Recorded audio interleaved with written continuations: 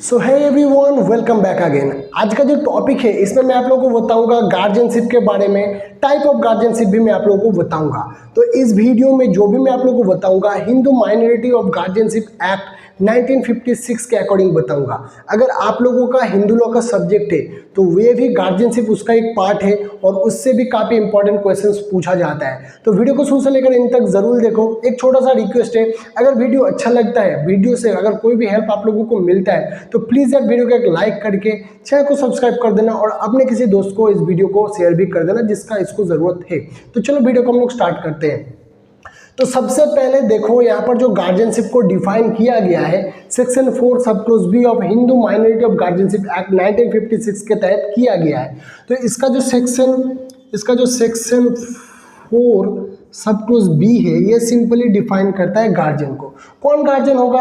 कोई भी एक माइनर पर्सन का जो देखभाल करता है, उसका प्रॉपर्टी का जो देखभाल करता है और उसका जो एजुकेशन में मनी स्पेंड करेगा, अगर वो फिजिकली सिक हो जाए उसका ट्रीटमेंट में मनी एक्सपेंड करेगा, उसके वेलफेयर के लिए मनी एक्सपेंड करेगा और उसका प्रॉपर रिस्पॉन्सिबिलिटी ले लेगा, तो सिंपली वही गार्जियन होता है। तो simply who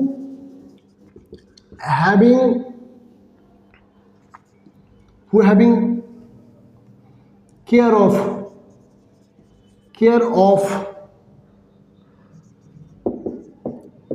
minor person and his property,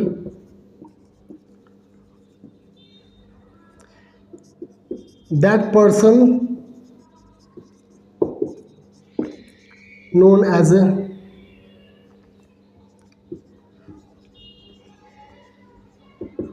guardian of minor. तो सिंपली इसका जो डेफिनेशन है सेक्शन 4 सब क्लोज बी के तहत, who having care of minor person and his property, that person known as a guardian of that minor. तो minor simply कौन होगा?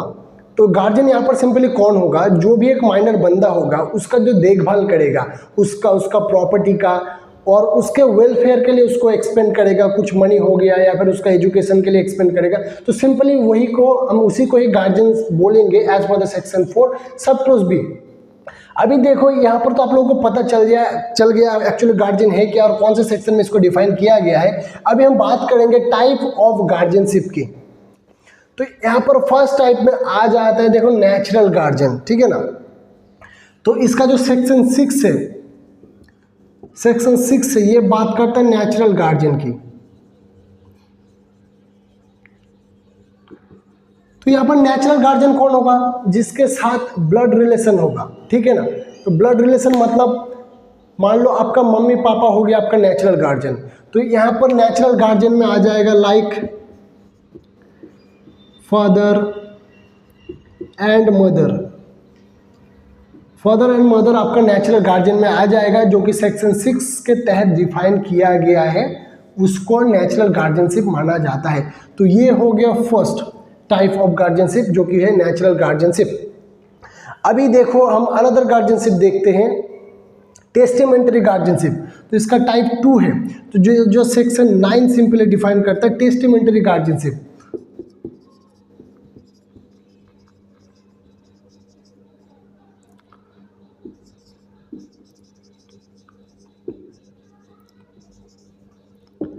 तो ये सिंपली जो टेस्टेमेंटरी गार्जियनशिप ये सिंपली क्या है? तो इसका जो सेक्शन 9 है, सेक्शन 9 के तहत डिफाइन किया गया है, अगर कोई भी पेरेंट, अगर मान लो फॉर एग्जांपल मान लो कोई एक माइनर बंदा है, उसका मम्मी पापा है, ठीक है ना। तो उन्होंने एक विल बना दिया कि मेरे मरने के बाद इसका जो गार्जियन होगा, मेरे बच्चे का जो गार्जियन होगा वो बी होगा। फॉर एग्जाम्पल मान लो यहाँ पर ए, बी एंड यहाँ पर सी है, ठीक है ना। तो बी जो है यहाँ पर माइनर है तो इसके ऊपर हम लोग एम लिख देते थे। तो ये यहाँ पर पेरेंट है तो हम इसको यहाँ पर पी लिख देते हैं, ठीक है ना। और एक अनदर पर्सन है तो मान लो ये इसका यू लिख दो, ये अननोन पर्सन है। तो ये जो पेरेंट है, बी का जो पेरेंट है, यहाँ पर बी माइनर है, तो ये क्या किया, एग्रीमेंट के थ्रू या फिर विल के थ्रू सी को यहाँ पर इसका यहाँ पर गार्जियन बना दिया, जब ये मर जाएगा, जब ये नहीं रहेगा इस दुनिया में, तब बी का जो गार्जियन होगा सी होगा। तो इसी को ही टेस्टामेंटरी गार्जियन बोला जाता है, जो कि विल के तहत किया जाता है। तो as per the Hindu minority and guardianship act 1956 section 9 के तहत इसको डिफाइन किया गया है। कोई भी विल के तहत जो भी माइनर का पेरेंट्स है वो किसी अदर बंदे को एज अ उसका गार्जियन डिफाइन कर सकता है। अभी अनदर हम लोग गार्जियनशिप देखेंगे जो कि कोर्ट के तहत उसको डिफाइन किया जाता है।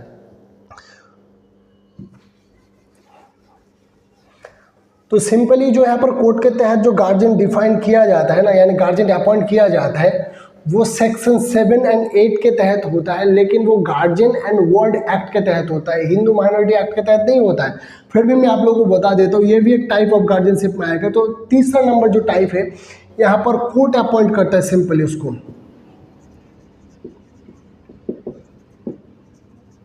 जो सेक्शन 7 एंड 8 के तहत होता है।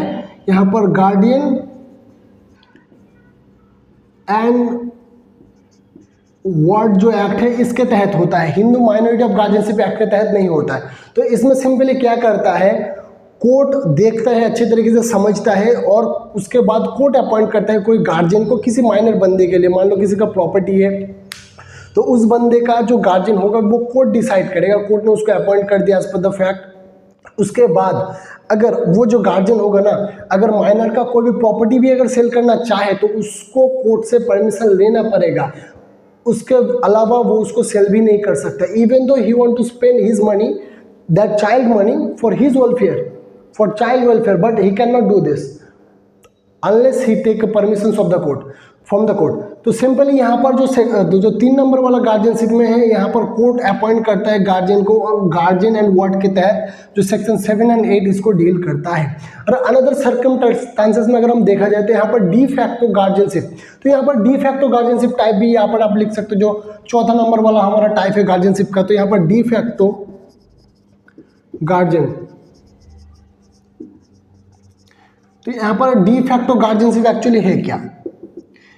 तो सिंपली जहाँ पर मान लो कोर्ट ने भी इसको अपॉइंट नहीं किया एज ए लीगल गार्जियन, और वो लीगल गार्जियन भी नहीं है, लेकिन वो जो माइनर पर्सन है उसका प्रॉपर तरीके से देखभाल कर रहा है, उसका टेक केयर कर रहा है, उसका एजुकेशन में मनी स्पेंड कर रहा है, उसका कपड़े में मनी स्पेंड कर रहा है, उसका हेल्थ का जो इशू हो रहा है उसमें मनी स्पेंड कर रहा है, तो उसी को हम डी फैक्टो गार्जियन बोलेंगे।